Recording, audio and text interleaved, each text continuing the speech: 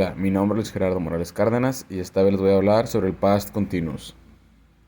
El Past Continuous da lugar a un suceso que ocurrió en el pasado en un lapso o en un periodo determinado.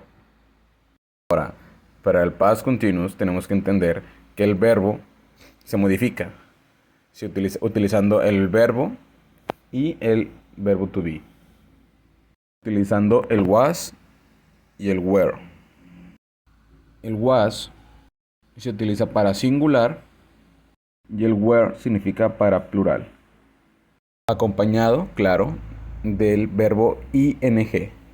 ¿Cómo hacemos esto? Es muy fácil. Por ejemplo, tenemos la oración yo estaba viendo televisión. Al momento de traducir esta oración quedaría como I was watching TV. En este caso se le agrega el auxiliar was después del sujeto. Por lo tanto, la forma de elaborar este tipo de oraciones quedaría de la siguiente manera.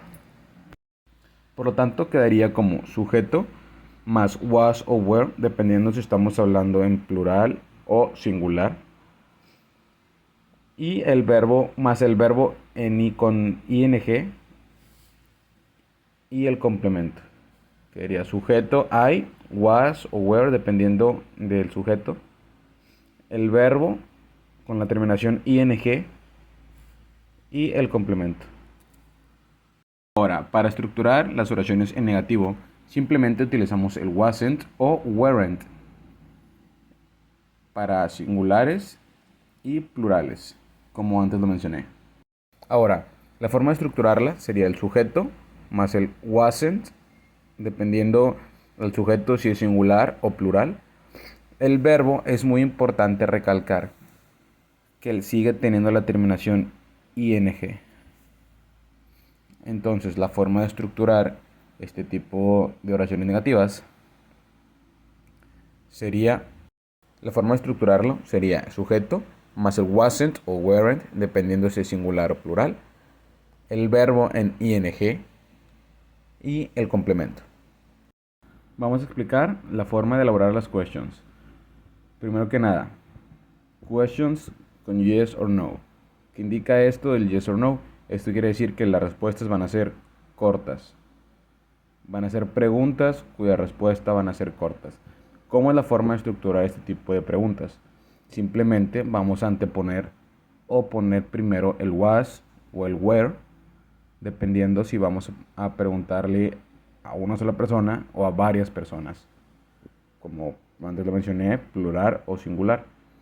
La forma de estructurarlo sería was más el sujeto más el verbo en ing. Un ejemplo de este tipo de preguntas sería la siguiente. Un ejemplo de este tipo de preguntas sería was he walking? Él caminó, a cuya respuesta se le atribuiría como yes, he was o no, he wasn't. Tenemos que mencionar que cuando es yes se queda como was y cuando es negativo es wasn't. Este tipo de preguntas, como son las WH questions, tenemos que anteponer primero que nada el where. Después de este where vamos a agregar lo que viene siendo el was o where.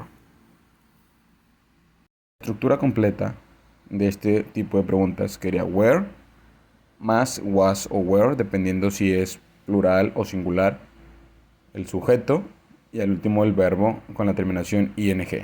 Un ejemplo de esto sería lo siguiente. Where was she walking? ¿Dónde ella caminaba? ¿Dónde ella caminaba?